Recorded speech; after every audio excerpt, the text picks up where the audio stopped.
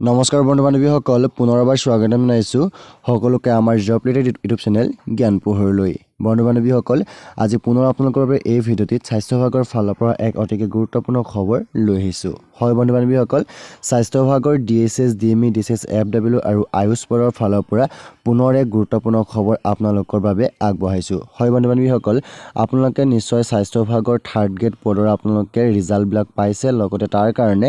skill test আৰু document ভেৰিফিকেশ্যনৰ ডেটবিলাকো পাইছে এতিয়া মেইন কথাটো হৈছে যে স্বাস্থ্য বিভাগৰ এই স্কিল টেষ্ট আৰু ডকুমেণ্ট ভেৰিফিকেশ্যনৰ তাৰিখবিলাক পিছুৱাই দিয়া হৈছে গতিকে কিমান তাৰিখত আপোনালোকৰ পুনৰ এই স্কিল টেষ্ট আৰু ডকুমেণ্ট ভেৰিফিকেশ্যন অনুষ্ঠিত হ'ব আৰু কোনখিনি পদৰ সকলোখিনি হ'বনে এটা খবৰ সকলোখিনি আলোচনা কৰিম তাৰ কাৰণে ভিডিঅ'লৈকে চাই থাকিব অলপ স্কিপ নকৰিব চ' বন্ধুসকল ভিডিঅ' চাই ভাল পালে এটা লাইক কৰিব লগতে আপোনাৰ বন্ধু বান্ধৱীলৈ ভিডিঅ' যেন পাৰে শ্বেয়াৰ কৰিব চ' ফ্ৰেণ্ডছ আজি ভিডিঅ' পলম নকৰি বলক আজি ভিডিঅ'টো ইয়াতে আৰম্ভ কৰোঁ সো ফ্ৰেন্ড ডিএছএছ ডিএমই ডিএছএছ এফডব্লিউ আৰু আয়ুষ পদৰ ফালৰ পৰা যোৱাকালি অৰ্থাৎ 21 এপ্ৰিল তাৰিখে আপোনালোকৰ বাবে এখন নটিচ জাৰি কৰিছে যিখন নটিচত তেওঁলোকে উল্লেখ কৰিছে যে this is for information of all concern candidates for the post of ophthalmic assistant and optometrist এই দুটা পদৰ কাৰণে যিসকলে এপ্লাই কৰিছিলে বা যিসকলৰ নাম মেৰিট লিষ্টত আহিছিলে তেওঁলোকৰ এতিয়া স্কিল টেষ্ট আৰু ডকুমেণ্ট ভেৰিফিকেশ্যনৰ ডেটটো হতাই দিছে গতিকে যিসকলে অপথেলমিক এছিষ্টেণ্ট আৰু অপটমেট্ৰিষ্ট পদৰ কাৰণে এপ্লাই কৰিছিলে তেওঁলোকৰ